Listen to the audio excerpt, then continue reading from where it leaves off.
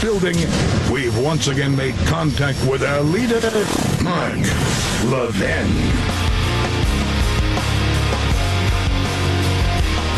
Man, oh man, am I loaded today. I don't mean loaded like, Chris Matthews. I mean loaded for bear, ladies and gentlemen.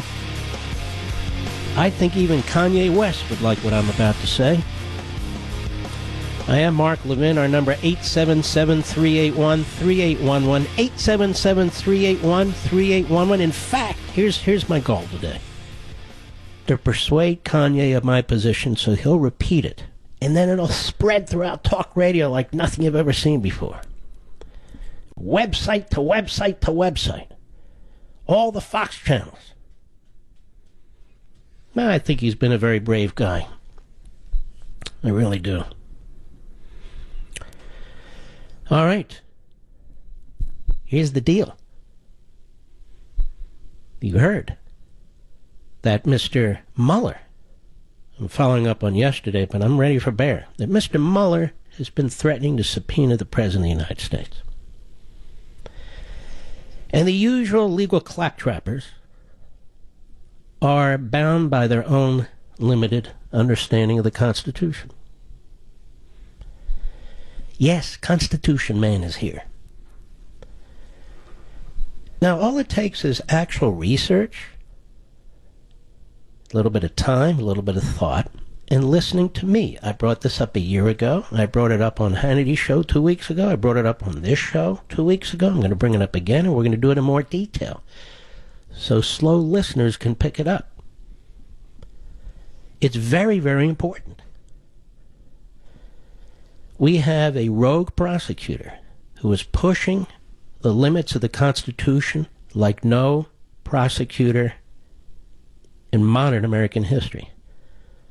Not on Watergate, not on Iran-Contra, not even in Clinton genitalia gate. And Mr. Mueller has demonstrated, as has his team of Democrat prosecutors, that they are risk-averse, that they are unhinged. They do not stand for the Constitution. They're like mob lawyers. They just want to notch up victories. And the greatest victory they can notch in their entire careers would be to take out a sitting president. By hook or by crook. By smear. By false charges. By whatever the case. Now, I really want you to stick with me today. I'm going to have my buddy, Andy McCarthy. He's been my buddy for a few decades now, former prosecutor from the Southern District of New York. He's a serious thinker about what he wrote today.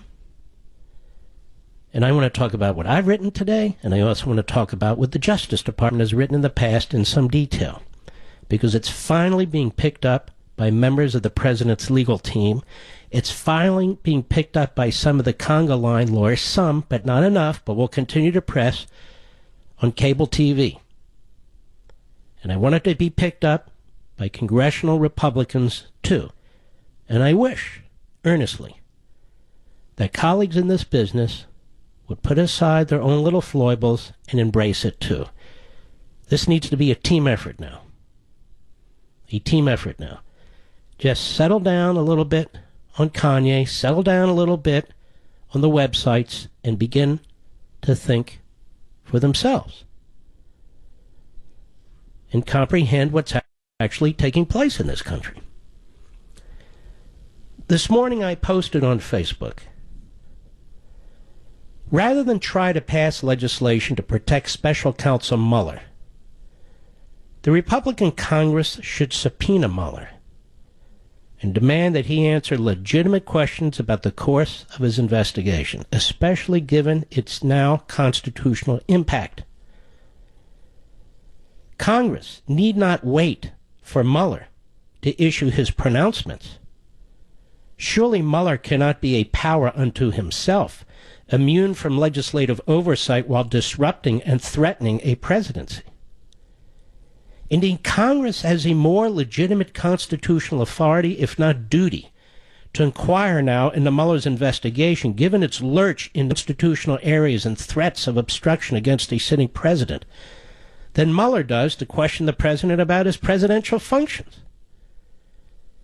Moreover, Mueller must be asked on what legal basis he apparently disclaims the unaltered official Department of Justice policy and position, asserted in two long-established opinions, that a sitting president cannot be indicted.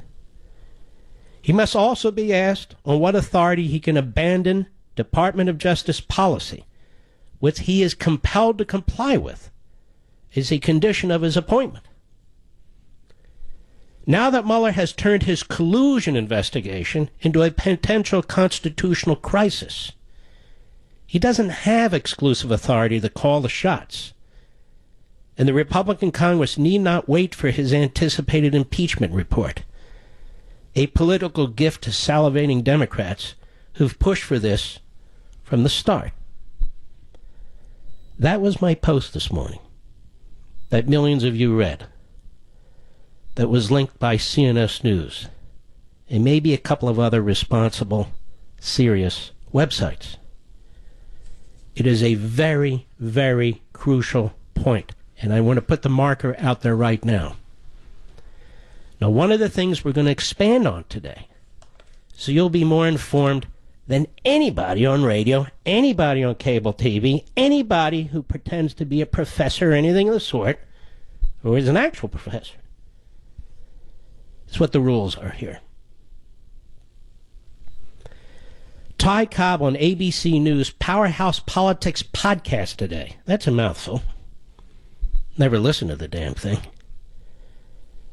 Can a president be indicted, he's asked. This is the soon-to-be retiring lawyer for the President of the United States, and he's bringing in another gentleman who is a real brass-knuckles guy, who has done a superb job in representing people in the past on constitutional matters of this magnitude, or close to this magnitude, not of this magnitude. Cut 7, go. Can a president of the United States be indicted? There are two Office of Legal Counsel opinions in the Department of Justice on that, one from the Nixon era and one from the Clinton era, and both of those opinions say that a sitting president cannot be indicted, and that's the policy and practice of the Justice Department. All right, so I dusted off and dug up these memos over a year ago, and I've been trying to spread this point on TV, on radio, and it's starting to spread. Thankfully to the president's lawyers. Thankfully to even the mainstream media who are now raising the question. It is a fundamental constitutional question that was answered twice by the Department of Justice, which has never been precisely answered by the Supreme Court. But the position of Mr. Mueller's ship of state, the Department of Justice, is that he cannot be.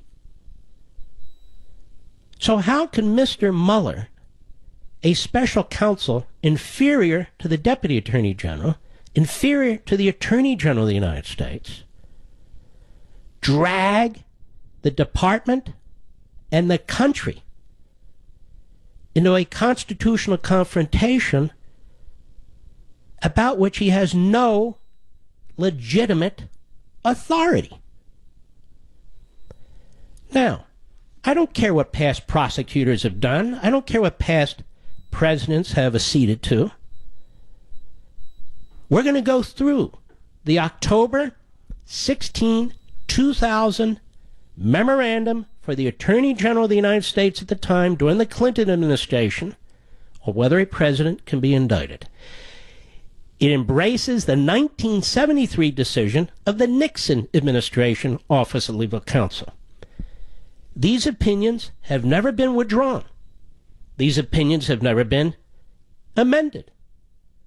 These opinions have never been anything but embraced. And there's reasons for this. There's reasons for this. And I want to discuss it with you at length after we talk to our great next guest, Andy McCarthy. We'll be right back. Mark Levin.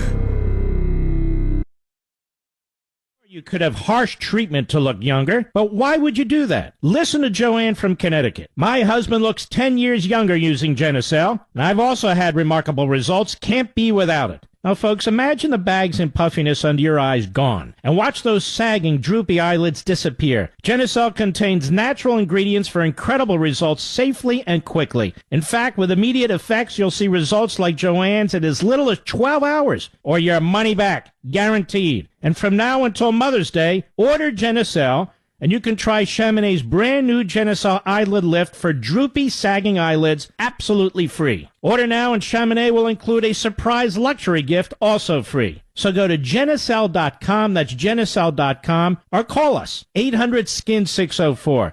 Call now, and express shipping is also free. Call 800-SKIN-604, 800-SKIN-604, or visit Genucel.com, that's Genucel.com.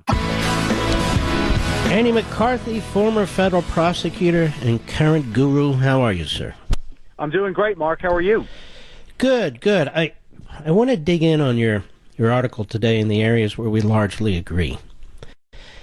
And the premise of your piece here is, look, I've looked at these 49 subject areas, and the Department of Justice needs to step in and stop this. Go ahead and explain what you mean.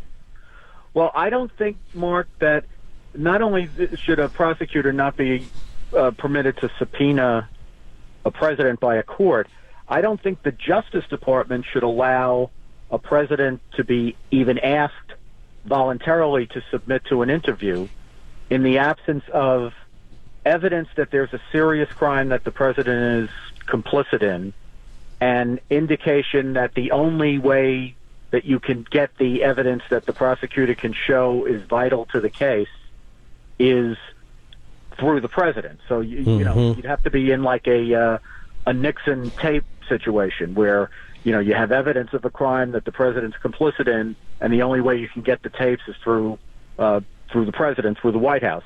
Now let's stop right there. So people need to know the Nixon Supreme Court case. That's called, as you would call it, a subpoena ducis tecum, right? Right.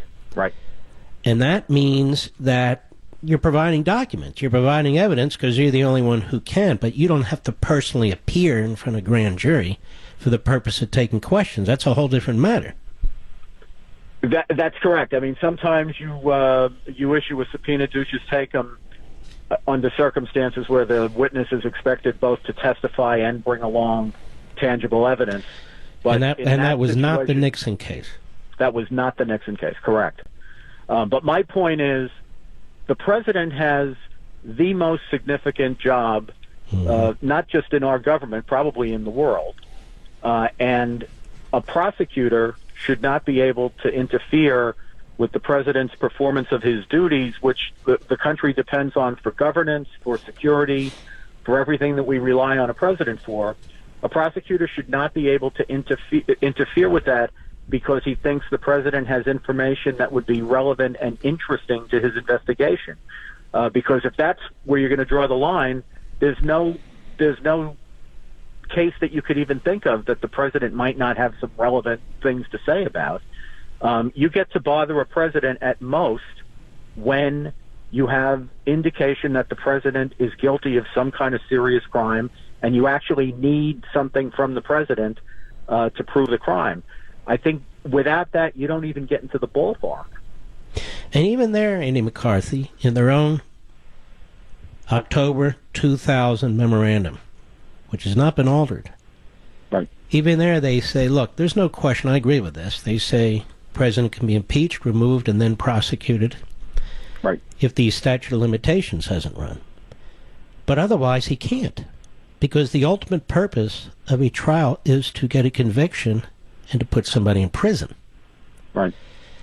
And they run through that. They say, well, the president can't be put in prison. A prosecutor can't have this kind of power over one branch of the government. The founders, as you know, the framers created impeachment if they want to approach it that way. That's the body politic, the elected representatives. And they go through all these explanations and so forth. So my question to you here, and you wrote a brilliant piece today. You always do, by Thank the you. way. Thank This you. one's particularly good. My question to you is this. I'm not aware that the Department of Justice has rejected its past position. Have you seen anything to that effect? I have not, Mark, and I listened to your opening remarks, and I couldn't agree more. I think you and I, if we put our minds to it, could come up with an argument. I've made this argument in the past over the years myself, for the proposition that there could be a constitutional argument that you could indict a president, but the president couldn't be tried until he was out of office. And, we could argue that back and forth.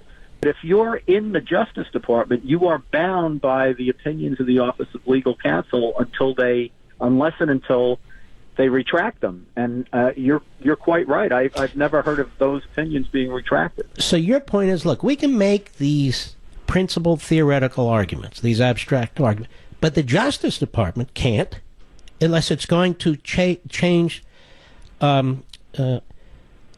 in reverse order the position that it's taken, for the last half a century. Yes. And look, that's why it's a valuable institution. Like any valuable institution, there are going to be times that you disagree with your guidance. But if they have a right to put that guidance out, it's colorable, and you're part of the institution. And your place in the pecking order is to carry out what the guidance of the Justice Department was. There were a lot of cases I had, and a lot of times I was involved in cases in the Justice Department where I didn't completely agree with what we were doing, but that was beside the point. It wasn't my job. My job was to execute the law as it was interpreted by the Justice Department, by the Office of Legal Counsel. I'd be interested in listening your thinking. You don't have to agree with me. I'm interested in listening your thinking, and you won't if you don't.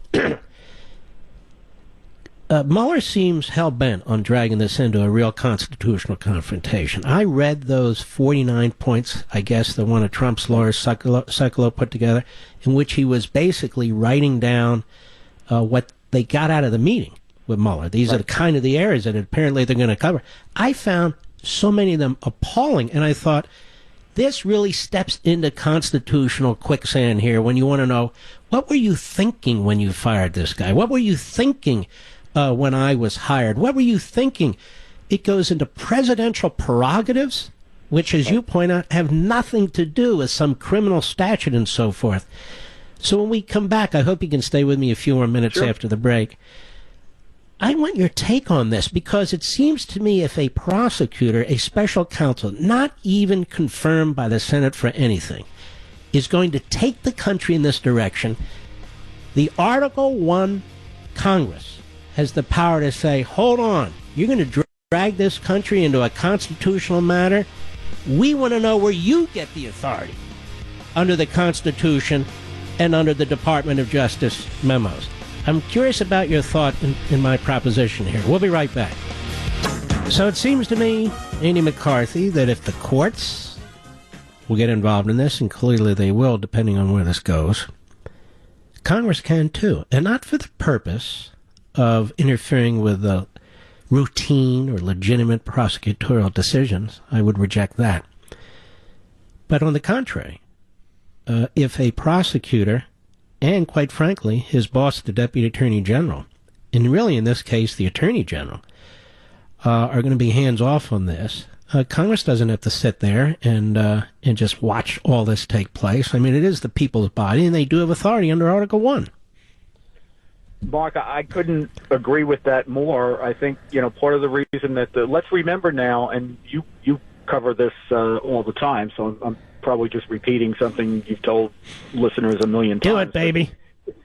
This Department of Justice is a creature of statute. It's created by Congress. It's funded by Congress. And Congress has every right in terms of its normal business of checking the activity of the executive branch. Its responsibility to make sure that the governmental agencies and departments that it creates operate efficiently, and how the public's money is being spent. They have every right to oversee the executive agencies in terms of their performance. And if the if what has happened here is what I think has happened here, which is that the supervision of this prosecutor has broken down, somebody has to be asking some hard questions, and that somebody often is Congress. You know, you're not the typical observer. You were a United States attorney in the Southern District of New York, and you know some of these people. This must truly pull at you. This must be really shocking to you. Am I wrong? I found this an excruciating thing to have to cover and write about. And what I have found most difficult about it is the arrogance of the Justice Department officials over the last year and a half to gratuitously enmesh themselves in the politics of an election. And now it appears to me to say, or to take the position in Mr. Mueller's case, that his investigation so takes precedence over the president's performance of his much more important duties than a prosecutor has, that the president should stop everything he's doing to answer a bunch of questions that, from what I can detect, and this is, I'm speaking as somebody who, enforced the federal law for 20 years, I don't see he's got a crime there. And I don't, for the life of me, I don't understand why a prosecutor would want to waste a lot of time in a normal case investigating something that doesn't appear to be a crime. But to have the audacity to think that you should drag the president of the United States into it, and as you know, Mark, I'm not a Trump fanboy. I'm just talking about how our government works. I mean, Well, Andy, that's why when you write something or say something, you're like the old E.F. Hutton commercials. Well, people want to hear what you have to say. You're not a special pleader, and you're making the case. Go ahead. Well, I would say this one other thing, Mark, because this really sticks in my craw. We're having a very interesting abstract legal discussion, which is provoked by Mueller's apparent theory that if he can show that the president, even if he carried out ostensibly legal constitutional actions that are within his executive prerogative, that if he did it with a corrupt intent, that might be the premise for an obstruction prosecution. And, we can talk about how many angels on the head of a pin dancing all night long if we want. I want to take a step back and say, what got obstructed here? The Flynn case, I mean, after Trump, according to Comey, has this conversation about Flynn, Comey testifies that the FBI ignored what the president requested. And what we know is that Mueller investigated, prosecuted, indicted Flynn. And in connection with the Russia investigation, the firing of Comey had absolutely no impact on the ability of the FBI and the Justice Department to proceed with the counterintelligence investigation. So I would like somebody to explain to me, even think that you could cobble together something in the way of corrupt intent. What got obstructed here? Because I don't see it. But you've also made the point that this is an impeachment investigation. So they want to put together a report. These questions are intended to show, there's no doubt about it, you know it and I know it, an overwhelming pattern of deception, of false statements, of conflicts on the most minute issues. What did you mean by that tweet, Mr. Trump? This meeting that took place on February 11th, and one on February 18th and February 29th, what are your recollections of those? Now, you know, as a former prosecutor, and I know as an attorney, those are setup questions for a president of the United States. He can't give a good answer to any of it. Right, he can't, and he also doesn't know what every other person that Mueller has spoken to who heard the president, express himself over time. He doesn't know what they've told the investigation. So he's completely in the blind here. And what I would point out, Mark, I think you're right about this, but Mueller is a Justice Department prosecutor, and this is why having such passive leadership is such a bad thing.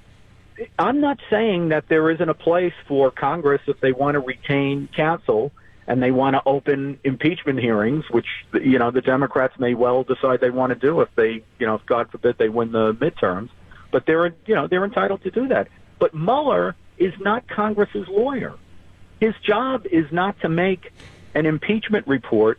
I mean, I think that's exactly what he's doing, and I've said from the get-go that I think that, you know, there's a provision in grand jury law that allows him in certain types of investigations to file a report, even if he doesn't ask the grand jury to file charges. So I've thought that one way or another, this has always been about coming up with a vehicle for impeachment proceedings which do not require the proof of a statutory crime. But the unseemly thing about this is that's not Mueller's job. He's a federal prosecutor. How many grand jury reports did you author? None. That's my point. In 20 years. It's so rare that I don't even know of one. And it's not that I'm following them, but it's so rare because it's so unfair.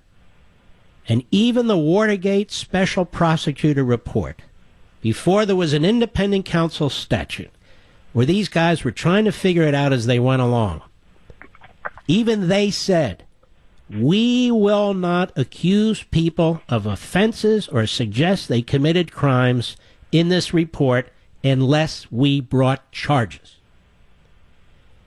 And that's the problem with what Mr. Mueller has in mind. Yeah, it really, you're quite right. I mean, this completely flouts due process. I mean, the whole idea, Mark, I think, of why the way the Clinton emails investigation was handled in a way that was so offensive and so irregular is the government is not supposed to speak until it speaks in court and it's ready to put its money where its mouth is by charging somebody under circumstances where you have a formal accusation and that person is not armed with all the due process rights that you get to try to fight the government's charges off. But to have these situations where you just go out and make an allegation and people don't have a real fair opportunity to defend themselves is just un-American. And let me just say this, too. If Mueller were to get away with this, and this is why I think the president has to fight this every step of the way, I don't think any future president is safe because the entire threshold has now been changed or will have been changed. If a controversial firing occurs and a political party claims that there's obstruction and they put enormous pressure on the political appointees in the Department of Justice and they want to wash their hands, off we go to the races again.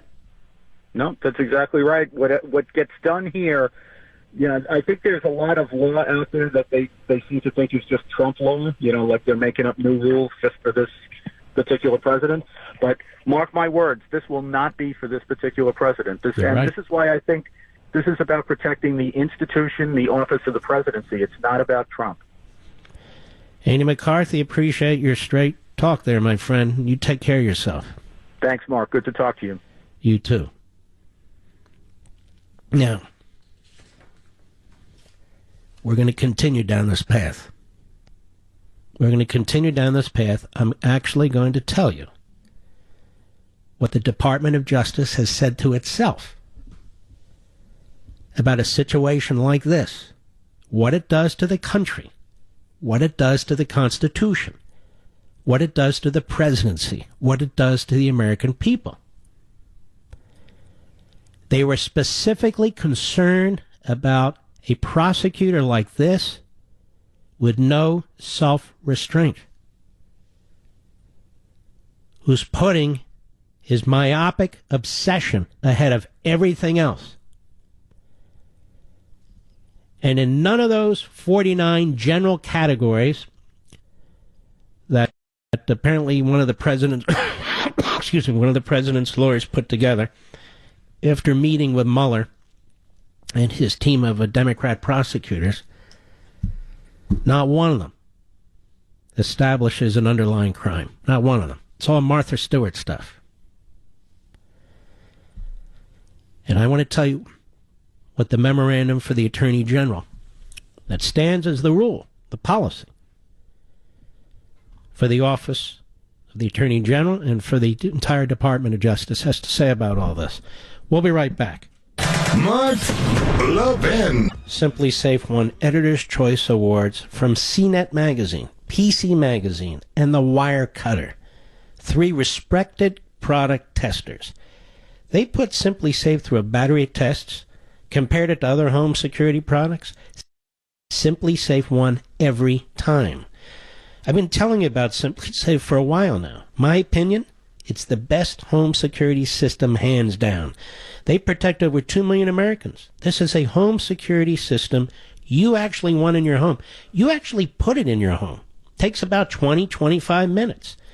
It's very cool, and you feel very protected when you're done. The sensors are tiny. You won't notice them. It's unbelievably easy to use. You can control it right from your... Most important reason, this isn't a gadget. It's comprehensive protection for all your windows, doors, your entire home.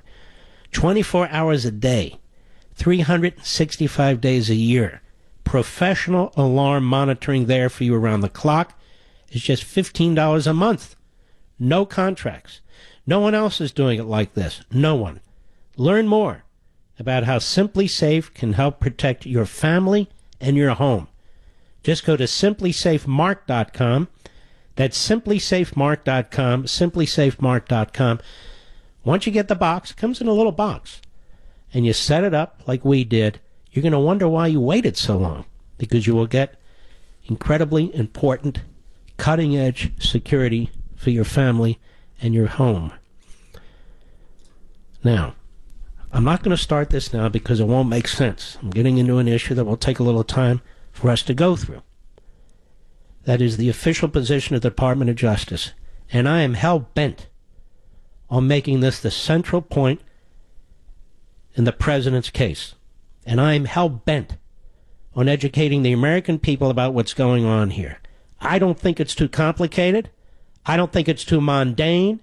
I don't think we need to keep chasing shiny objects. I think we need to focus on this republic like we've never focused on it before and quit playing games. We don't have adversaries anymore. We have enemies. And they are using the rule of law to destroy the rule of law. They are using the Constitution to destroy the Constitution. They seek to change the very makeup of our system. Unappointed, I should say unelected prosecutors who are hell-bent and obsessed with a partisan agenda. There's no other explanation for this. Other countries have suffered from this. Tyrannies have suffered from this. Socialist regimes suffer from this. We see our friends in Israel suffer from this. We must not cross this red line without a fight, whether it's Donald Trump or anybody else. Whether I think you can indict a sitting president, as Andy McCarthy and I have discussed really for years, is a theoretical discussion. The Department of Justice position is, and it is perfectly legitimate, it is very solid, is that you cannot. You cannot indict a sitting president. If you cannot indict a sitting president, then you cannot subpoena a sitting president for the purpose of investigating whether or not he should be indicted, or to create the conditions of his indictment. This is so off the rails, it is absolutely unconscionable. And to see this Rod Rosenstein sit on his ass and sanctimoniously lecture everybody else. And my old buddy Jeff Sessions, who I've already said he's been way too passive, he needs to step down. He's not in control of what's taking place, which means Mueller's in control. Is intolerable. The country must come first. People say we need to hear it from the greatest constitutional experts in the country. You're listening to one. I've been studying that document and its history since I was 13 years old. I've studied legal precedents related to this for 45, 50 years as a kid. Nixon versus United States, the Fitzgerald case, the Jones case. You can go right down the list. But never before, as a prosecutor, sought to take down a president as if he's going after some 7-Eleven robber, dragging a nation through this kind of thing. And let me tell you something. With cheerleaders in the media, with cheerleaders in the Democrat Party, Russia TV, which I despise, is less hostile to America than CNN and MSNBC and all those frauds at the White House Correspondents' Dinner. Look at the court gestures they have on night TV. Who watches this stuff on late night TV? These quasi-pubescent buffoons who are in the back pocket of the Democrat Party? They're not funny. They're court jesters. They're clowns, led by Stephen Colbert. Jimmy Kimmel has an IQ of 14. Jake Tapper's on there the other day. Presidents and his people should really think about, that dinner the other night. Maybe they started it. Maybe they shouldn't call people ugly. Maybe they shouldn't call this. Of course, Jake Tapper says that, being a liberal Democrat his entire life. No, Jake. It all started with the first debate. And Megyn Kelly taking shots at Trump. Go back and check the tape if you dare. Meanwhile, he was the recipient of the James Clapper leak, the setup of Donald Trump, the blackmail of Donald Trump, and he sat there with that goofy smirk on his face, night in and night out, not revealing that to the American people. Stick with me. I'll be right back. Levin.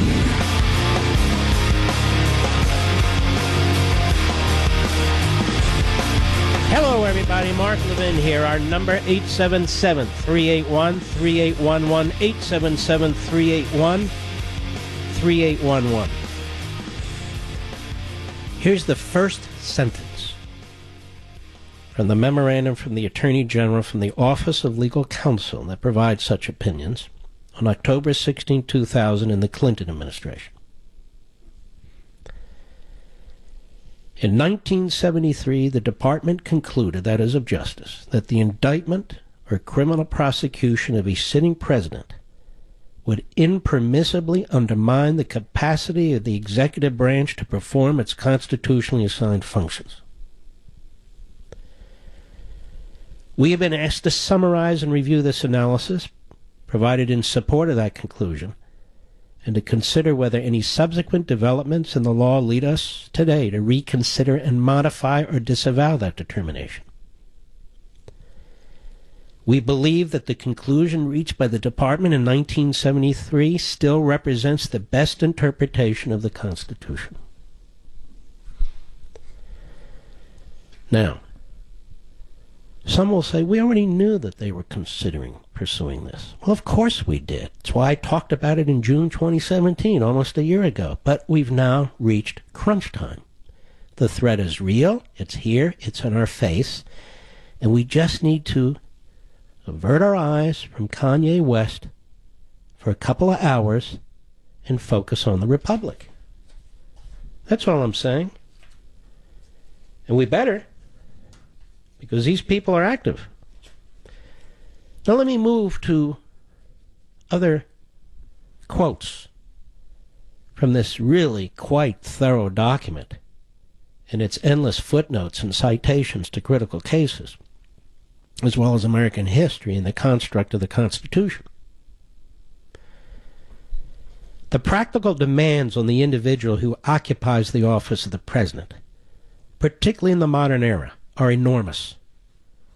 President Washington wrote that, quote, "The duties of my office at all times require an unremitting attention," unquote. Now, it goes on. In the 2 centuries since the Washington administration, the demands on government and thus of the president's duties have grown exponentially. In the words of Supreme Court Justice Jackson, in drama, magnitude, and finality, the president's decisions so far overshadow any others that almost alone he fills the public eye and ear. It's from the memo. The burdens imposed on a sitting president by the initiation of criminal proceedings, whether for official or unofficial wrongdoing, therefore must be assessed in the light of the court's long recognition, that's the Supreme Court's, the unique position in the constitutional scheme that this office occupies. Given the unique powers granted to and obligations imposed upon the president, we think it clear that a sitting president may not constitutionally be imprisoned. The physical confinement of the chief executive following a valid conviction would indisputably preclude the executive branch from performing its constitutionally assigned functions. Of course, it might be argued that the 25th Amendment provides a mechanism to ensuring that if a sitting president were convicted and imprisoned, there could be a transfer of powers to an acting president rather than a permanent disabling of the executive branch. But the possibility of vice presidential succession hardly constitutes an argument in favor of allowing other branches to take actions that would disable the sitting president. To rationalize the president's imprisonment on the ground that he can be succeeded by an acting replacement is to give insufficient weight to the people's considered choice as to whom they wish to serve as their chief executive, and to the availability of a politically accountable process of impeachment and removal from the office for a president who's engaged in serious criminal misconduct. While the executive branch would continue to function, albeit after a period of serious dislocation, it would still not do so as the people intended, with their elected president at the helm. Thus, we conclude that the 25th Amendment should not be understood sub silentio to withdraw a previously established immunity and authorize the imprisonment of a sitting president. See, the point of an indictment is to get a conviction. It goes on. Putting aside the possibility of criminal confinement during his term in office, the severity of the burden imposed upon the president by the stigma arising both from the initiation of a criminal prosecution and also from the need to respond to such charges through the judicial process would seriously interfere with his ability to carry out his constitutionally assigned functions. Once criminal charges are filed, the burdens of responding to those charges are different in kind and far greater in degree than those of responding to civil litigation. The constitutional provisions governing criminal prosecutions make clear the framers' belief that an individual's mental and physical involvement and assistance in the preparation of his defense, both before and during any criminal trial, would be intense. No less so for the president than for any other defendant. The Constitution contemplates the defendant's attendance at a trial and indeed secures his right to be present by ensuring his right to confront witnesses who appear at trial. The Constitution also guarantees the defendant a right to counsel, which is itself premised on the defendant's ability to communicate with such counsel and assist in the preparation of his own defense. These protections stand in stark contrast to the Constitution's relative silence as to the rights of parties in civil proceedings, and they underscore the unique mental and physical burdens that would be placed on a president facing criminal charges and attempting to fend off conviction and punishment. These burdens inhere not merely in the actual trial itself, but also in the substantial preparation a criminal trial demands. It continues in another part. The constitutionally prescribed process of impeachment and removal lies in the hands of duly elected and politically accountable officials. The House and Senate are appropriate institutional actors to consider the competing interests, favoring and opposing a decision to subject the president and the nation to a Senate trial and perhaps removal. Congress is structurally designed to consider and reflect the interests of the entire nation and individual members of Congress must ultimately account for their decisions to their constituents. By contrast, the most important decisions in the process of criminal prosecution would lie in the hands of unaccountable grand and petty jurors, deliberating in secret, perhaps influenced by regional or other concerns not shared by the general polity, guided by a prosecutor who is only indirectly accountable to the public. The framers considered who should possess the extraordinary power of deciding whether to initiate a proceeding that could remove the president, one of only two constitutional officers elected by the people as a whole, and placed that responsibility in the elected officials of Congress. It would be inconsistent with that carefully considered judgment to permit an unelected grand jury and prosecutor effectively to remove a president by bringing criminal charges against him while he remains in office. Thus, the constitutional concern is not merely that any particular indictment in criminal prosecution of a sitting president would unduly impinge upon his ability to perform his public duties. A more general concern is that permitting such a criminal process against a sitting president would affect the underlying dynamics of our governmental system in profound and necessarily unpredictable ways by shifting an awesome power to unelected persons lacking an explicit constitutional role vis-a-vis the president. Given the potentially momentous political consequences for the nation at stake, there is a fundamental structural incompatibility between the ordinary application of the criminal process and the office of the presidency. Last paragraph. In 1973, the Department of Justice concluded that the indictment and criminal prosecution of a sitting president would unduly interfere with the ability of the executive branch to perform its constitutionally assigned duties, and would thus violate the constitutional separation of powers. No court has addressed this question directly, but the judicial precedents that bear on the continuing validity of our constitutional analysis are consistent with both the analytic approach taken and the conclusions reached. Our review remains that a sitting president is constitutionally immune from indictment and criminal prosecution. Randolph D. Moss, Assistant Attorney General, Office of Legal Counsel in the Clinton administration. Agreeing with the conclusions of the Department of Justice Office of Legal Counsel in the Nixon administration.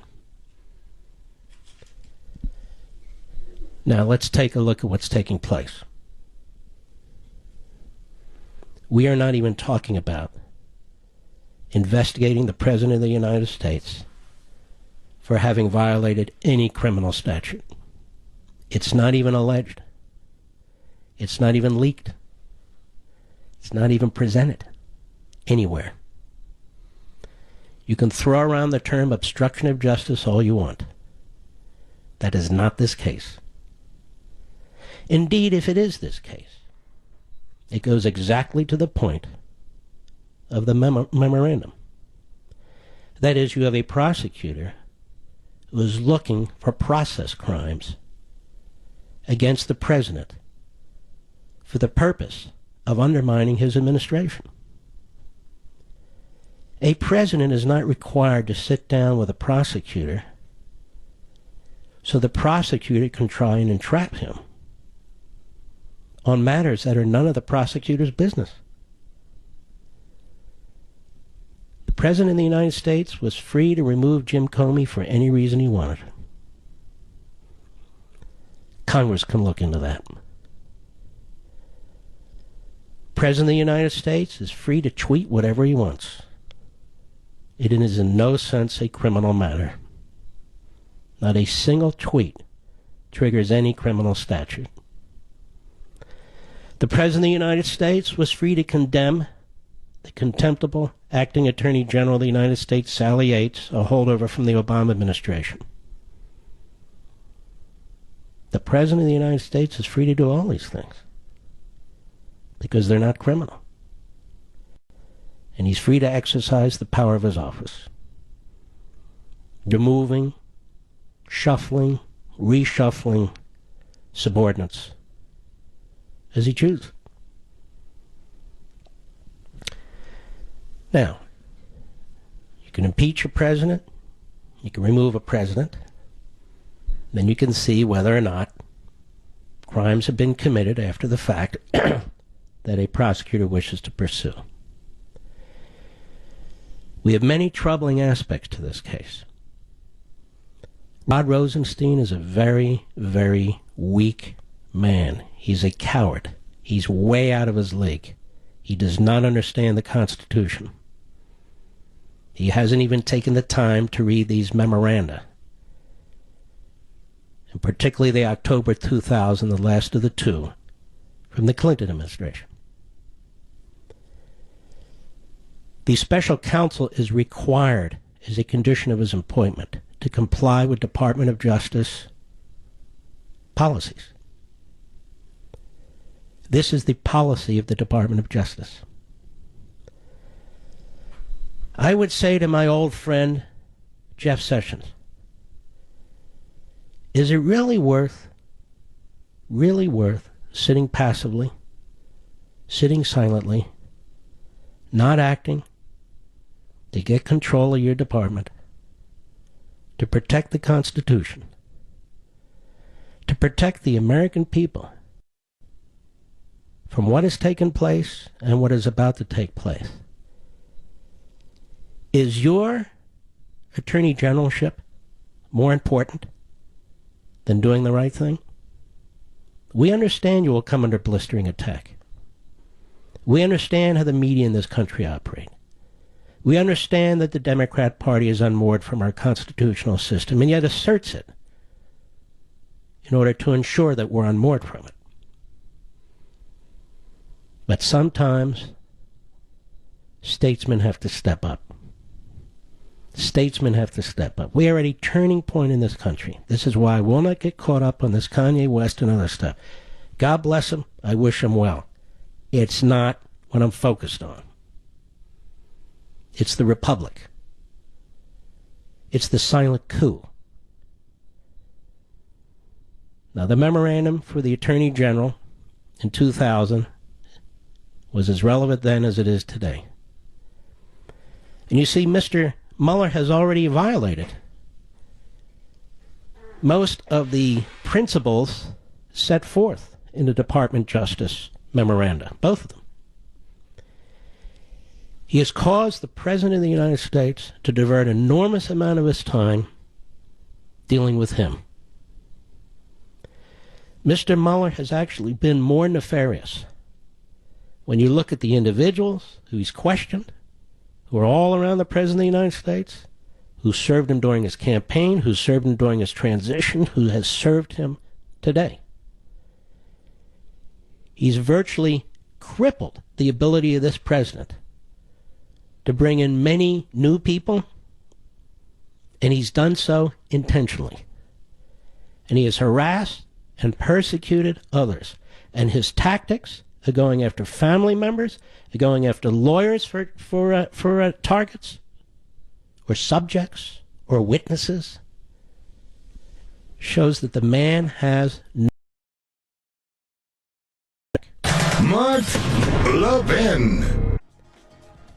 You can see how outrageous and contemptible was the conduct of the Senate Judiciary Committee controlled by the Republicans, when all the Democrats and 4 Republicans voted to protect Robert Mueller,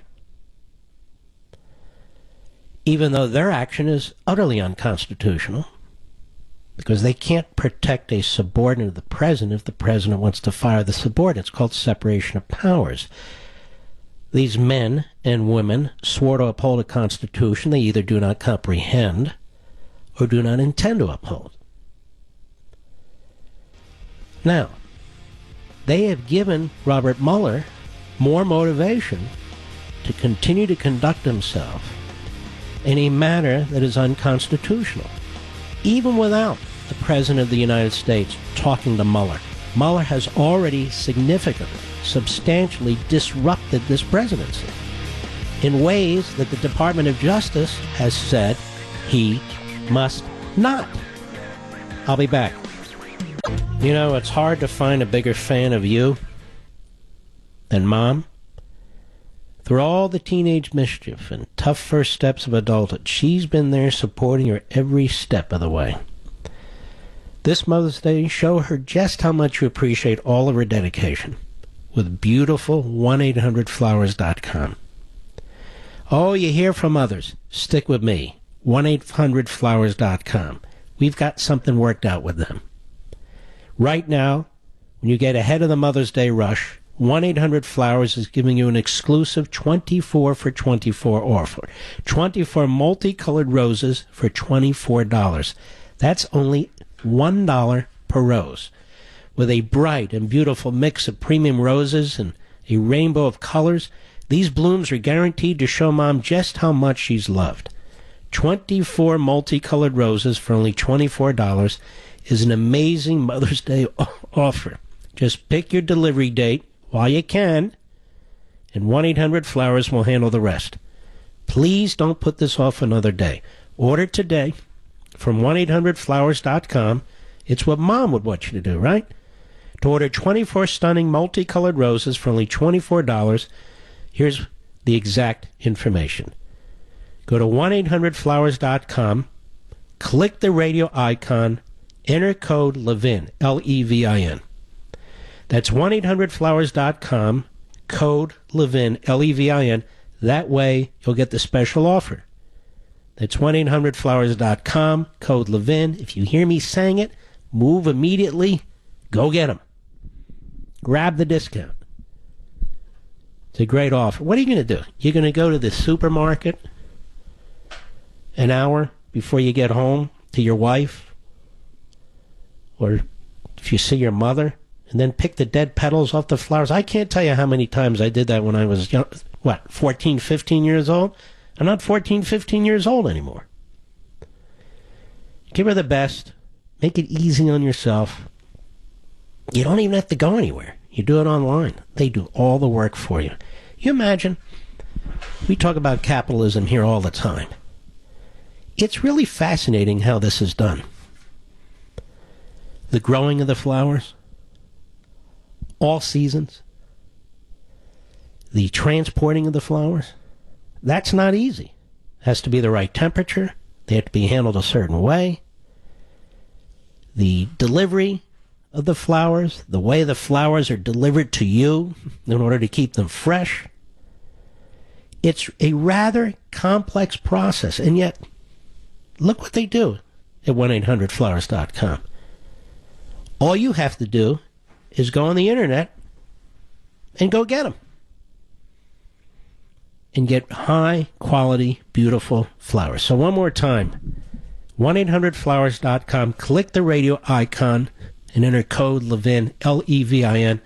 I appreciate this sponsor. I appreciate what they do.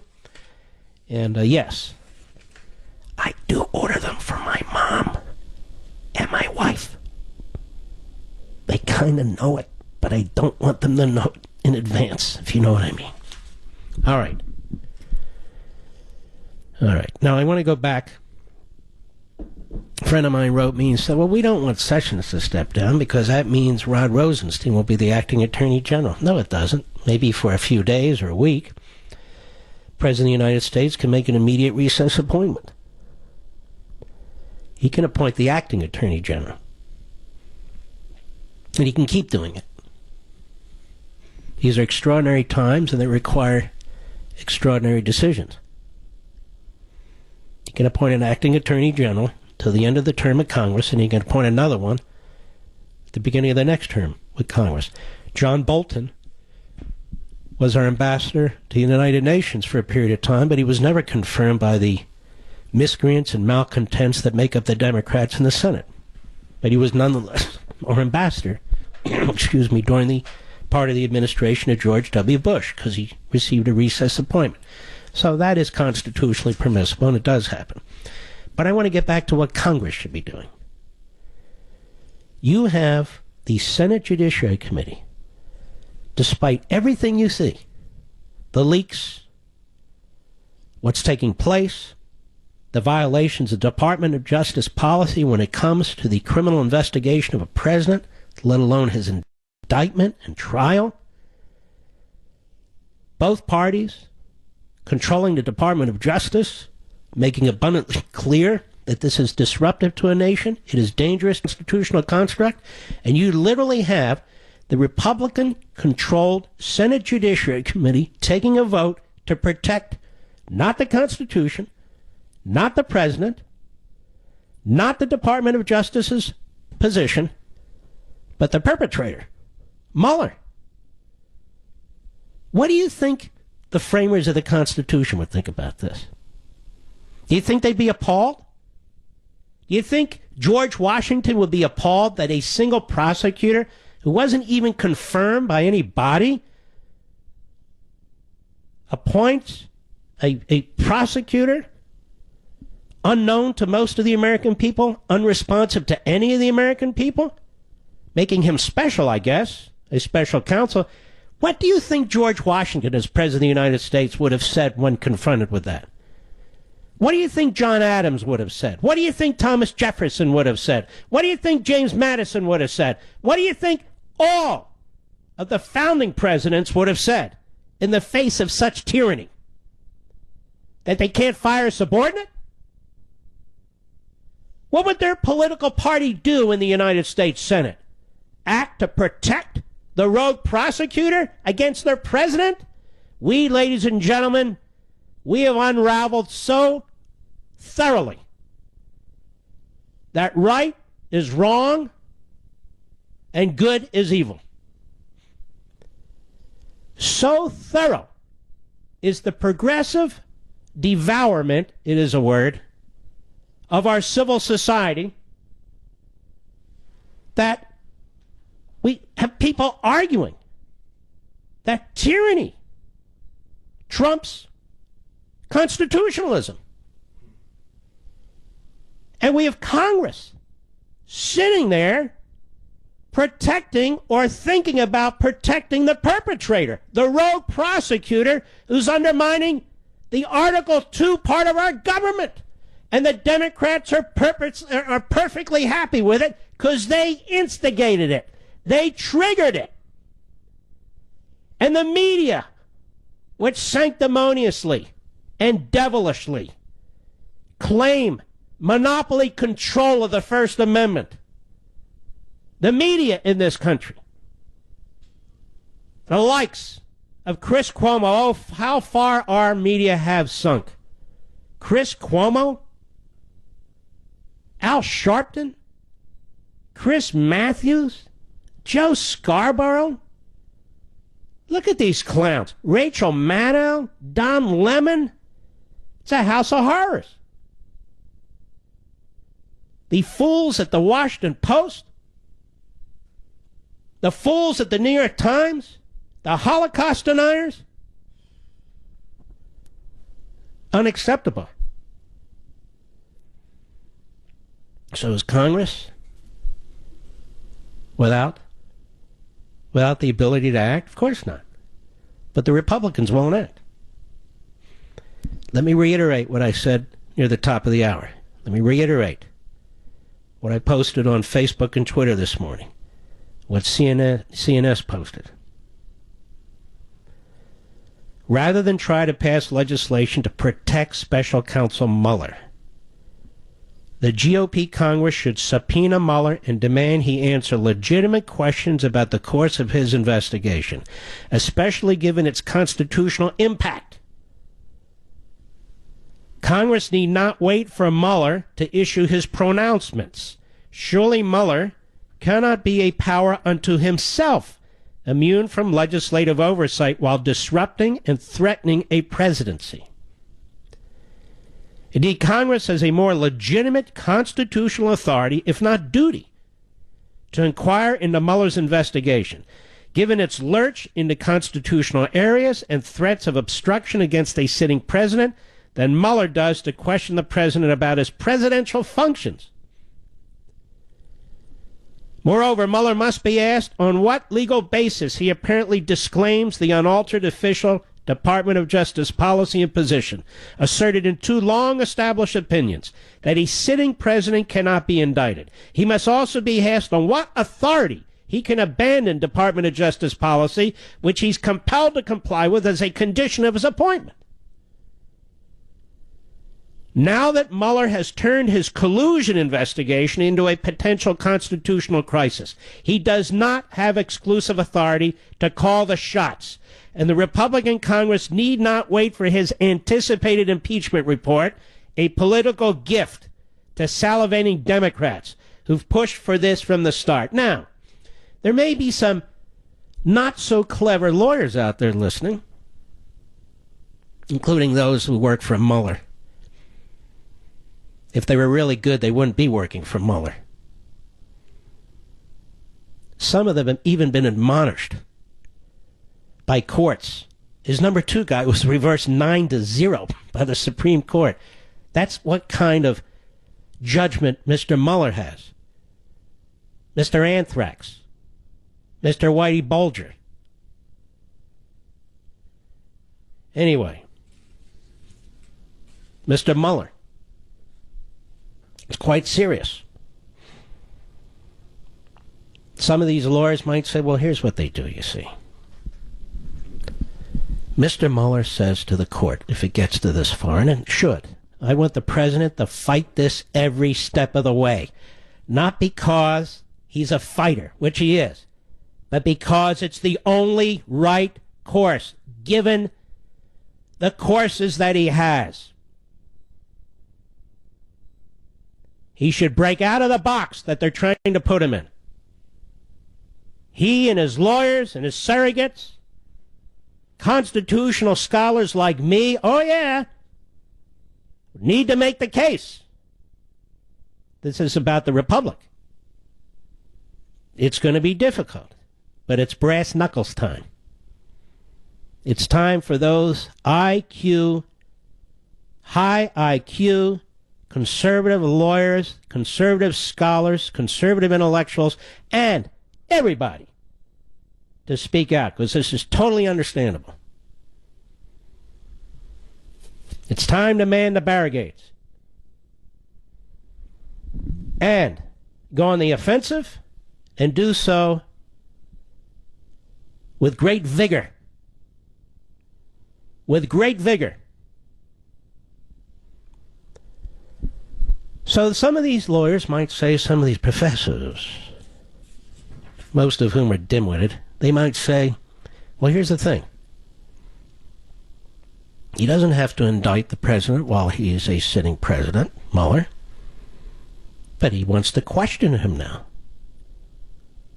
And then he can make a determination later if he wants to indict him after the president leaves office. Now think about that for a second.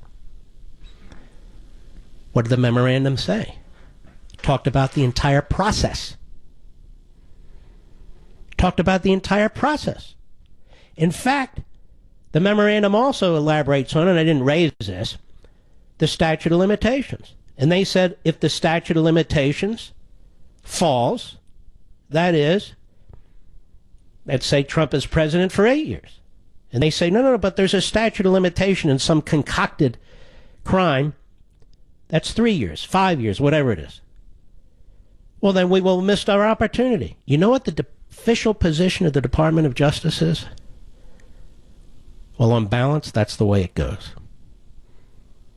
Because you're measuring what takes place against one branch of government. What's more important in the list of priority? You see, the point is, folks, Mr. Mueller has already violated the Department of Justice memoranda, 1973 and 2000.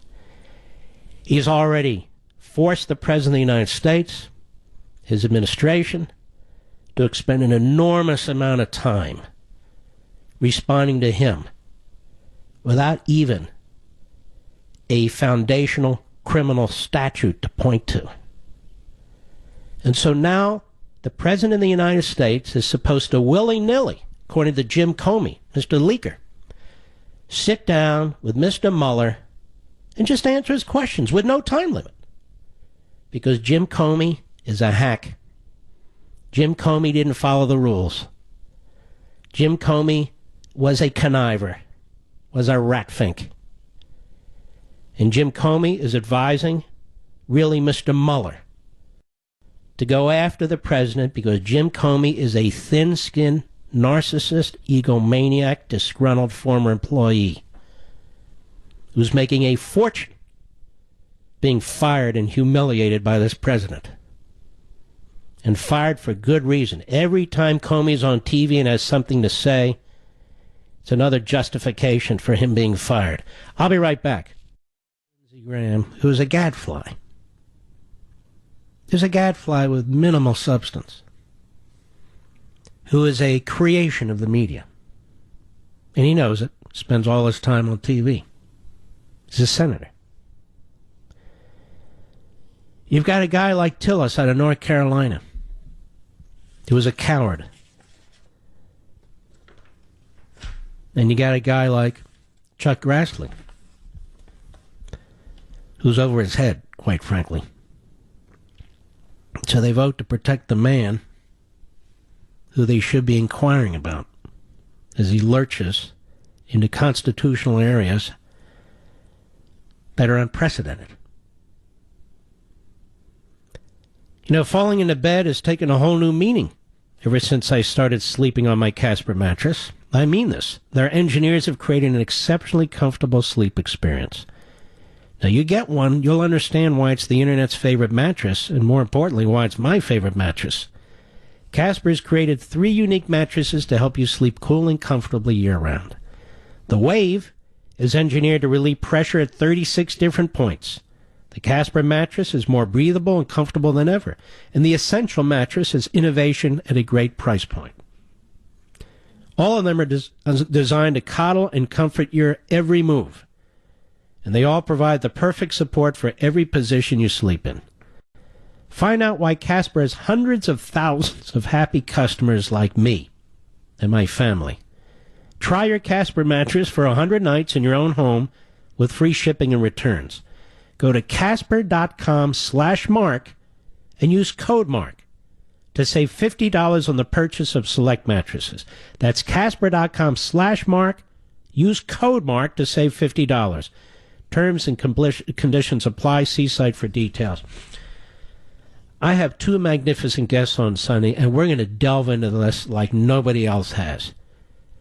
Dan Bongino and Joe DeGenova. And me. And it is going to be a fantastic program on Sunday that is substantively, as far as I'm concerned, substantively crucial. So please bookmark it. Please DVR it. Better yet, watch it live, 10 p.m. this Sunday, Eastern Time, Life, Liberty, and Levin. I know it's only Wednesday, but I really want you to keep this in mind, 7 p.m. Pacific Time. It's going to be a very, very important program. I've had enough of this, and we're going to go right at it. I'll be right back. Mark Levin.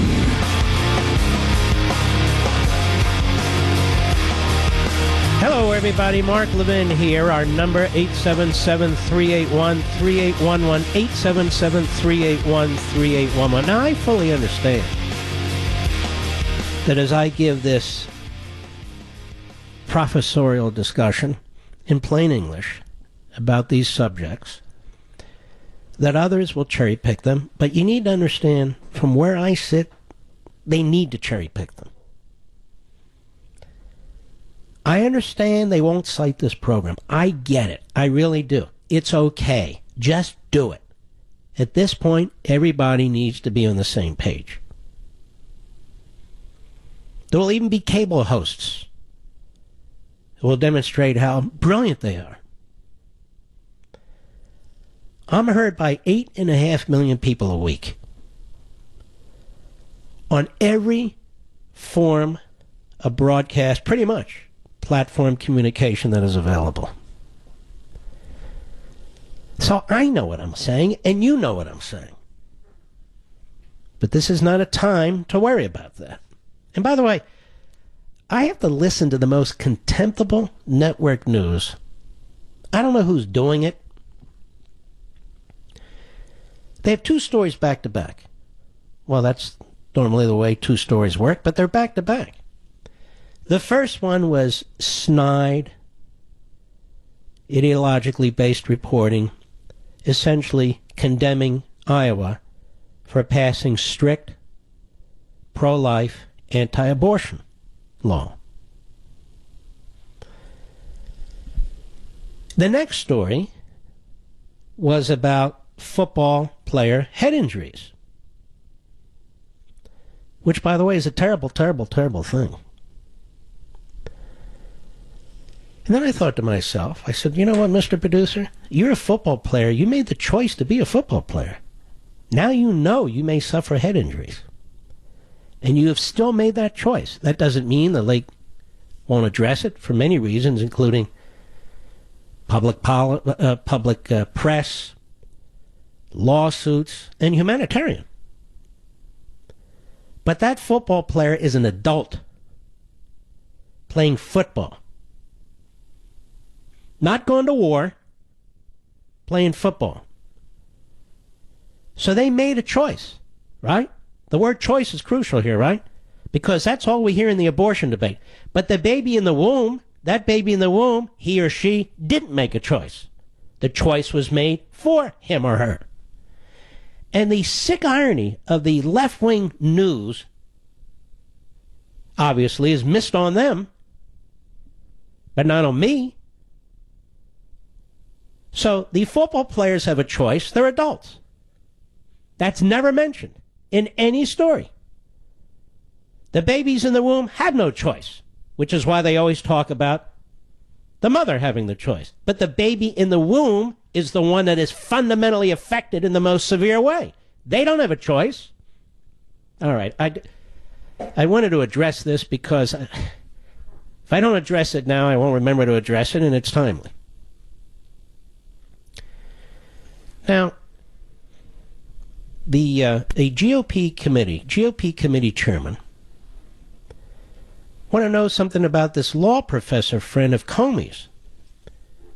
Remember, I've been hammering on this and hammering on this? Look, folks, I'm going to drive this damn thing because these Republicans, not all of them, we have some great Republicans. DeSantis, Gohmert, Meadows, Jordan. I started the list. Mo Brooks on the Senate side, too.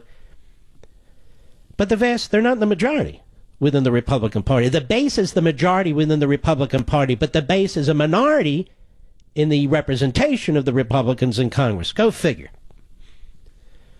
But they're lost. They're in the clouds. They're running for the hills. They're defending the perpetrators. I mean, they are, to watch them on TV is to be embarrassed for them. For them. But I've been saying this law professor to whom Comey memo leaks are linked, they need to get a hold of this guy. He's got some splaining to do, too. Comey is such an incompetent boob and such a legal illiterate. He seems to think that by hiring this law professor buddy of his, and I'd like to know how that happened, and I'd like to know what he was paid, and I would like to know exactly what work he did. But, secondary, the point is, he leaks this information to his law professor buddy. Now, was his law professor buddy an official within the FBI at the time? If he was an official in the FBI at the time, he was the willing and knowing recipient of purloined information from the federal government and then went ahead and leaked it to the New York Times. He should be investigated. Let's say he wasn't still an employee of Comey's at the time. He's still a private citizen. He's still the recipient of purloined information and then knowingly and purposely leaked it as a surrogate for Comey to the New York Times. So this guy should be in the crosshairs of law enforcement if our system was functioning properly, which it is not. But it is right.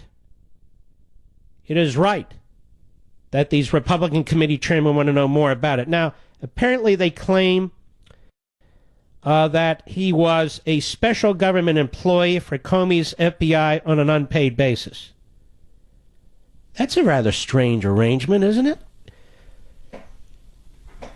That also seems like a premeditated arrangement. So the law professor's free to this law while he's working for the FBI. This really needs to be exposed. And why would Comey go to such an elaborate ruse if he didn't understand that leaking government property, proprietary government property, classified or otherwise, violates the Department of Justice rules? Oh, no, he tells all the investigators. No, you don't understand. I always perceived it as my own private information. Look, pal, I don't care if you perceive a kumquat to be a Chevrolet. Your perception's irrelevant. The law and the rules are what's relevant. The fact that you're a self-serving, narcissist, egomaniacal, obsessed hater of Donald Trump is your problem. Those are your psychological issues. But it doesn't define the law, and you don't define the law. This guy really turns out is quite the sicko. He's quite the sicko. Now, the president has brought a new lawyer on. And I'm glad he did. This guy's good. He's with Williams and Connolly. That's a real law firm. That's where Brendan Sullivan is one of the top lawyers. You might remember him as Oliver North's lawyer. But all day long, what have the reporters said? Every damn one of them. That he represented Clinton in the impeachment case.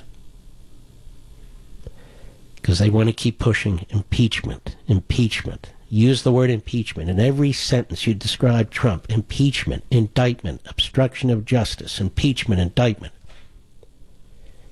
We did more than that. He represented the former governor of Virginia, who was brought up on trumped-up charges. And he won the case in the United States Supreme Court. The president is muscling up. He'd be foolish not to. So the media are reporting this as he's bringing in the Clinton impeachment guy. And also that there is disruption in his legal team. No, listen. He's upgrading his legal team. That's what he's doing. You notice when the Democrats destroy our healthcare system, they never talk about, look, the Democrats have created disruption in our healthcare system. When the Democrats refuse to secure the southern border, do they ever say, look, the Democrats have created disruption in our immigration system? When the Democrats have sanctuary cities, do they ever say, look how they're disrupting our constitutional system with nullification, even talking about society? They never disrupt anything. Because they're good. They're compassionate. They have good intentions. But when the president is making new personnel decisions, having never worked in Washington, D.C. before, and making very good upgrades, I have to tell you, whether it's the State Department, whether it's the NSC, whether it's Chief of Staff, he's made excellent upgrades, improvements. Well, the Democrats and the media, the Praetorian Guard, they don't like it. So they want you to think this is all a mess. It's not a mess at all. It's a fine-tuning. And it's a good fine-tuning. So I'm glad he brought in this other guy who has a record, a very strong record of success, and he didn't just represent Bill Clinton in his impeachment case, as did 412 other lawyers. He's got a broader portfolio, a broader resume than that, but you'd never know it. You got to Google the guy and you'll see who he is. Looks really, really good. I'll be right back. conservatives or the Tea Party, it's because of people like this. Bob Corker won't campaign against ex-Democrat governor who wants to succeed him. So he's not going to help Marsha Black in any significant way. Here's one that surprised me. In Florida, USA Today, Senator Marco Rubio's cozy relationship with Democratic Senator Bill Nelson could sway Nelson's re-election bid. He's been very tepid, but he talks up his close work with Nelson all the time. Now, he used to be a Tea Party firebrand. That's when I first heard him and endorsed him and helped him defeat the establishment. But this is what's happened now. So you have a seat in Florida that we can win. You have a seat in Tennessee that we can win with two bona fide conservatives, or fairly conservative anyway. And Corker will barely lift a finger, and Rubio's playing footsie with Nelson. It's not because of conservatives. It's not because of wacky candidates. And you won't hear McConnell jump on these guys. You won't hear him leak statements in Politico and the New York Times and the Washington Post and the conservative media trashing some conservative who won't go along with him. No. These are mainstream guys. Rubio and Corker. Although Corker's more left than mainstream in my humble opinion. So I wanted to point that out. Here's another one. If I were a different host, I would have led with this today. CNN hosts porn star's lawyer Michael Avenatti 59 times in less than 2 months. Now, why? It's a simple answer. Because CNN's into pornography. That's why. Why the hell else? This guy Avenatti is a hitman of the lawyerly sort who is just going to keep bringing cases against the president because he's a political hack with ties to Rahm Emanuel. Also a dumb SOB. That's right, pal. What are you going to do about it? What are you going to do about it? You're a real sleazeball. It's exactly what you are. Test me on it, buddy. Then we have this story. NBC staffers felt pressured to sign letter defending Brokaw. So NBC is a problem. Not only is it MSLSD, it's NBC proper. They lost Matt Lauer because he's a pervert. Now these allegations came up against Brokaw. Honestly, I don't know what to think of this. It's not like the Cosby case where you have 412,000 women coming forward. But we'll see. But it's interesting because it's Brokaw. Immediately they genuflect, and defend him. What happened to the movement? What did they call the movement? The Me Too movement? Well, in this case, it's not so much Me Too. Because he's an iconic figure in NBC and a longtime liberal. And because he went after Nixon. That's the bottom line. Isn't that the bottom line? Isn't that where he got his fame? And that dummy Dan Rather? He used to talk in rhyming phrases like Jesse Jackson. But he destroyed himself, too. Now we see NBC staffers felt pressured to sign letter defending Brokaw. Female staffers at NBC News are complaining they found under huge pressure to sign the woman's letter defending Tom Brokaw against sexual harassment allegations. So we have a scandal at NBC. Are they going to report it at NBC? They're going to report it at MSNBC? Of course not. They're busy chasing down Hannity's legitimate real estate deals. Now that is the crime of the century. Legitimate investment and improvement in real estate. That we got to come clean on. But I wondered what happened to all these sexual harassment allegations. All of a sudden they don't exist anymore. Well, apparently they do. How about this one? Here's a cool one. Boy Scouts to get new name after 100 years as girls join group. So they're not going to be the BSA Boy Scouts anymore. They're going to just call them the Scouts. So they've destroyed the Boy Scouts. They've destroyed the Boy Scouts. The Boy Scouts really was created, Theodore Roosevelt's time? To turn boys into men. But we don't want to turn boys into men anymore. And we can't even get our genitalia straight. Who wears what, who gets what, who cuts what, who grows what, who identifies what. I mean, when you really think about it, and one day a book will be written, as it has been about the Roman Empire, and you look back at the United States. The difference between the Roman Empire and the United States, there's many, but one significant one, We have the historical knowledge of what happened in the Roman Empire. And we haven't learned a damn thing from it. If you cannot agree what a vagina and a penis is and what belongs where, there's something wrong. That's right, I said it. And if you can't agree on what bathroom to use or what gym to use, there's something wrong. And if we now have a whole civil rights movement built around what you do with them, what you don't with them, whether you have one or you don't have one, or whether you want one or you don't want one, that's pathetic. So now we don't have the Boy Scouts of America anymore. We have the Scouts of America. But let me throw this into the hopper. Isn't that racist? Scouts? You mean like Indians? I think they should be called the Boys of America, not the Boy Scouts of America. If you're going to call them the Scouts, I think you need to call them the Native American Association. You can't call them Scouts. I think that would offend some other group. Everybody's offended. Whether it's genitalia, whether it's skin color, whether it's heritage, everybody. The greatest country on the face of the earth embraces everyone who wants to be embraced. Everyone who wants to be embraced is split into 5,000 different factions based on the most inane things. I'll be right back. You know, more than 1 million children became victims of identity theft in 2017. Can you imagine? And families paid $540 million out of pocket to cover the costs of the fraud. Kids' identities are worth tons on the black market. Why? Because thieves open accounts and parents don't find out for years. Often when they apply for financial aid for college. It's horrific. With school and medical records now digitized and even young kids routinely online, the risk is growing faster than ever. But you don't need to worry. You can protect your family right now with My ID Care.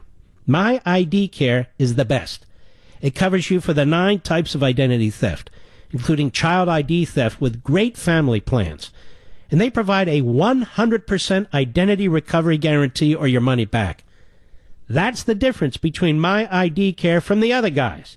You need top-tier identity recovery, and they stand by it with their guarantee. And this is why. They protect many major corporations in this company. You and your kids need protection, and you need My ID Care. They're the cutting edge. They're number one.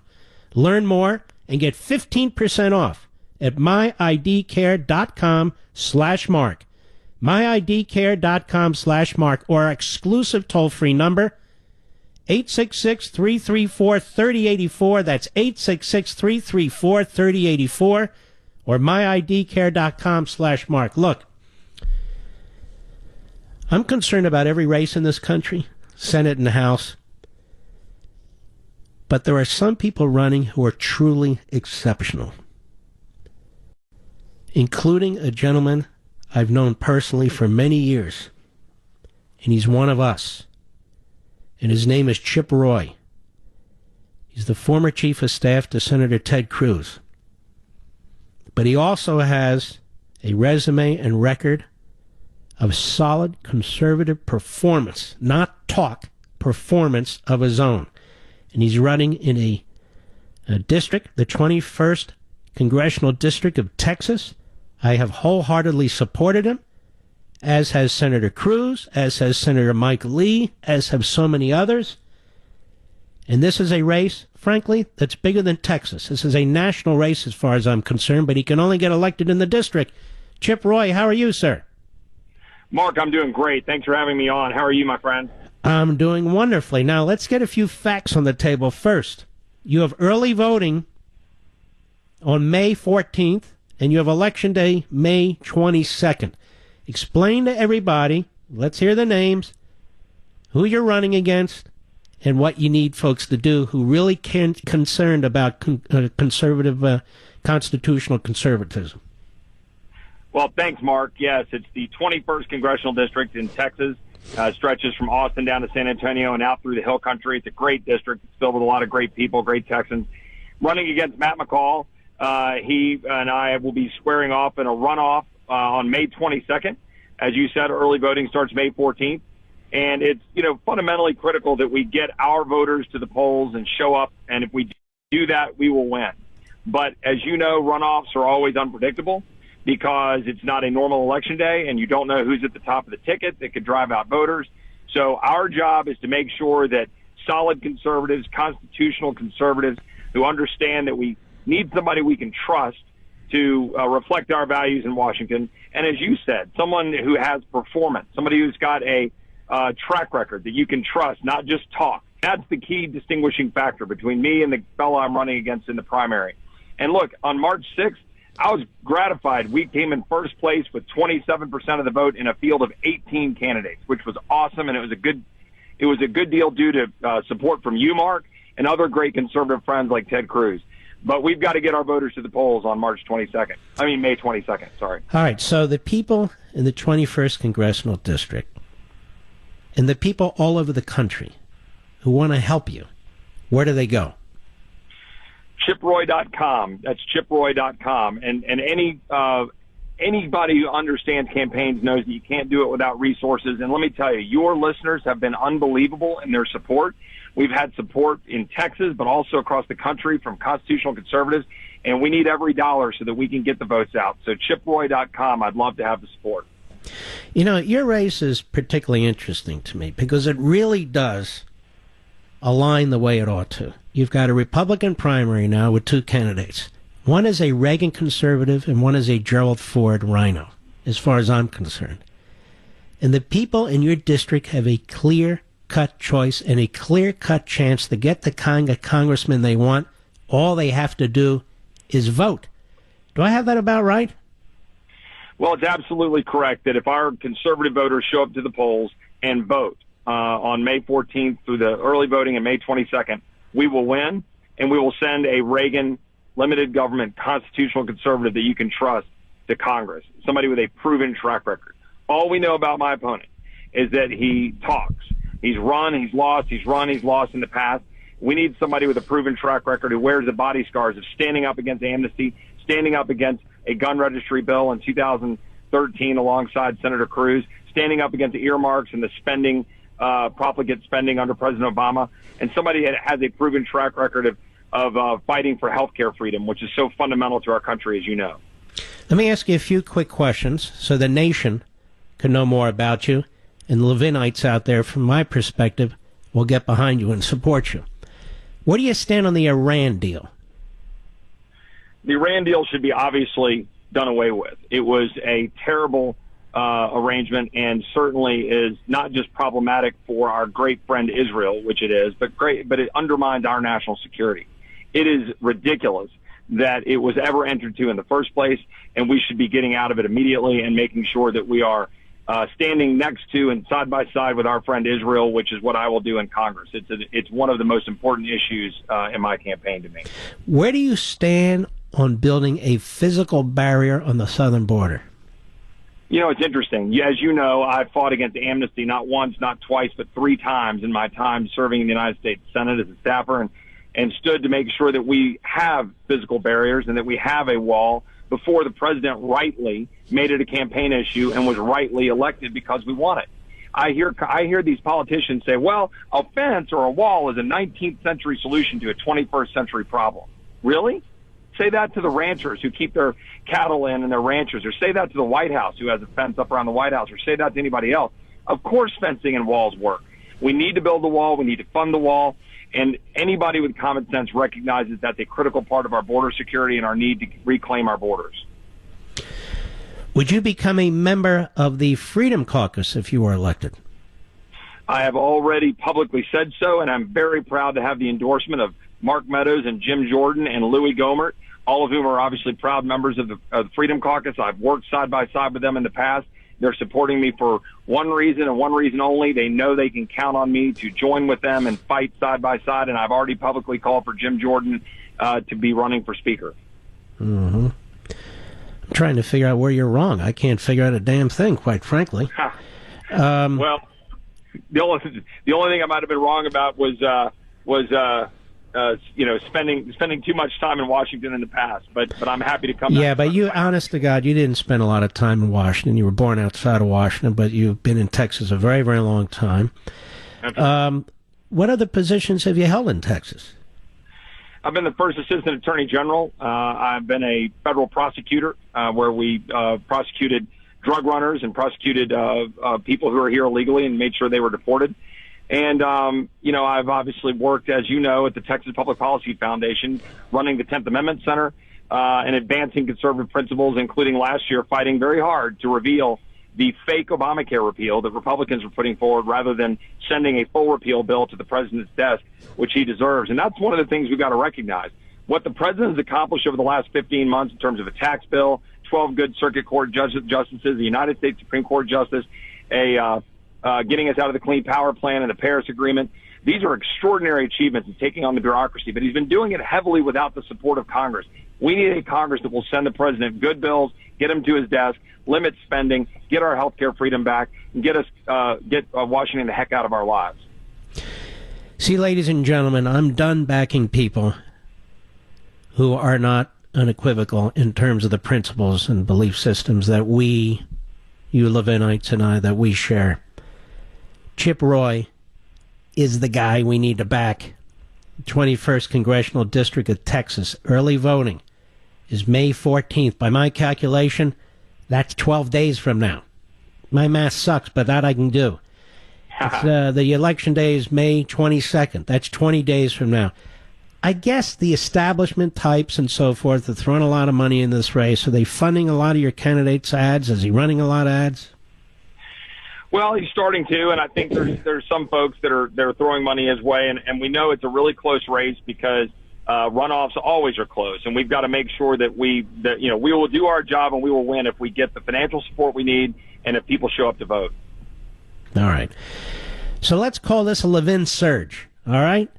Let's go to chiproy.com, chiproy.com. See whatever support you can give him, please. I think you'll be extremely... remember years ago, I said, let's get behind this fella by the name of Mike Lee. Nobody really knew who Mike Lee was. Then a little later, I said, hey, let's get behind this fella by the name of Ted Cruz. I've said it about others, too. Chip Roy is the real deal. He's the real deal. It's all the way in Texas, for those of us who don't live there, the 21st. By the way, that is a huge district, isn't it?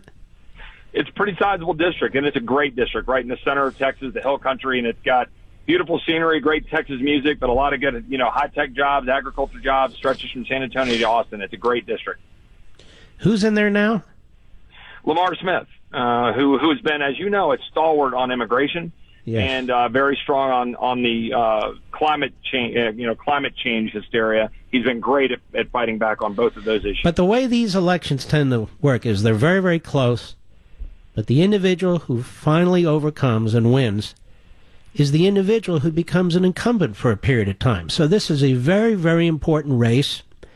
If you like seeing a guy like Jim Jordan and Meadows and Louie and Brooks, all these great members of Congress out there speaking, Chip Roy will be among those leaders. So I hope you Levinites will go to chiproy.com and give him your support. All right, brother, we appreciate it. Thanks for having me on. Thanks for all you do. You're such a great blessing to this country, and thank you to your listeners for their support. It's already coming in, and so keep it coming. I appreciate it, and God bless you, my friend. You too. Let's go ahead and throw that up on my site, Mr. Producer. And if his Weasley opponent wants to come on, well, we'll bring him on. I'm a fair guy. I really am. If his Weasley opponent wants to come on, I'll give him a shot. And we can go through these issues with him, including his background as obviously a long-time conservative activist. I never heard of the guy before. That's chiproy.com. I'll be right back. Geez, I sound like an old man, don't I? All these guys Anyway, yeah, exactly.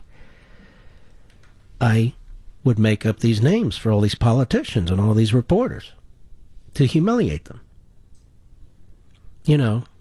Like Barbara Boxer, I'd call her. What would I call her? I don't even remember. The dwarf senator, Dianne Franken-Feinstein. Used to call Kennedy the Cape Cod Orca. Schmucky Schumer. On and on and on. I still do it. But it's another ripoff. It's another ripoff. You hear these other hosts do it all the time. It's okay. It's okay. It's okay. But again, it's what I tell young people who say, how do I break into radio? Talk what I say. Be yourself. Be who you are. Your own identity, your own brand, your own content. Be yourself. By the way, Jimmy Kimmel. From now on, you'll be known here as Jimmy Pimple. Why? Because I like the sound of it. You're a pimple on an elephant's ass. Pretty much. You're grotesque. I watched you for 3 minutes on a clip with Jake Tapper. It was like, what the hell ever happened to Carson? Or all these other guys? You got these lightweight, quasi-pubescent punks, pretty much. Using their ideology and calling it humor. They're court jesters. That's what they are. Now, you can help put a pocket copy of the Constitution in the hands of every public high school and middle school student in the nation. And why wouldn't we want to help this effort, by the way? Especially since Hillsdale College is spearheading this ambitious project. Many of you have taken one of Hillsdale College's free online courses on the Constitution, economics, history, and freedom. Others have attended the free regional events Hillsdale sponsors around the country. Some of you benefit from Hillsdale's free work with charter schools. Hillsdale does these things as part of their mission to help all Americans pursue truth and defend liberty, to help Americans become better citizens, to preserve freedom. Now they're reaching out to public schools by sending a copy of the Constitution and Declaration to every middle and high public school principal in America, along with an offer to provide free copies for every student. This is the last week we can help with this project, so let's do it. Learn how you can help in this historic effort to reach America's youth with truth, and how you can get your own copy of Hillsdale's Pocket Constitution to give or keep away, or to keep or give away, at levinforhillsdale.com, levinforhillsdale.com. That's Levin for Hillsdale.com. Couple of quick things as we bring the program to a close. I want to get DeSantis back on here, Mr. Producer.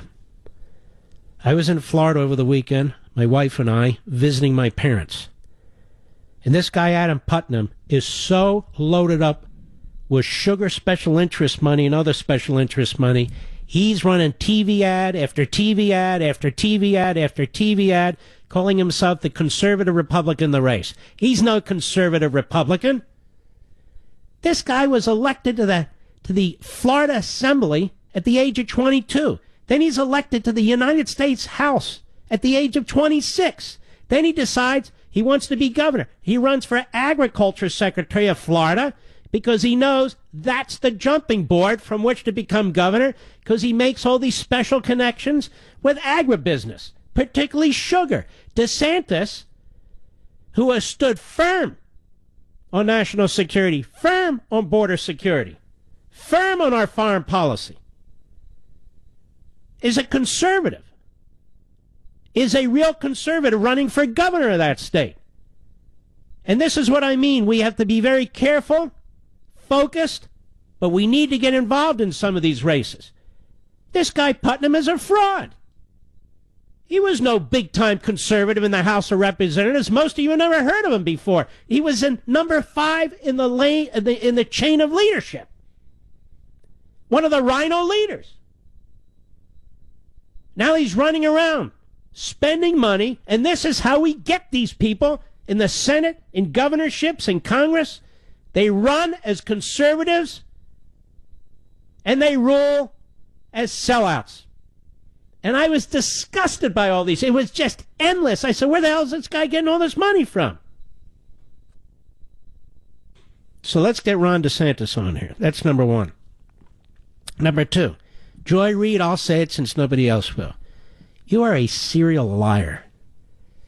You fit perfectly in MSNBC and NBC. You are a serial liar. You're a disgrace. You should admit the things you did, apologize, and be done with it. You sound like a fool. And then, be clear. The president obstructed nothing. The president committed no crime. Just remember. Ladies and gentlemen, we salute our armed forces, police officers, firefighters, and emergency personnel. God bless you. God bless you, the greatest audience of audiences. And I'll see you tomorrow. Be well.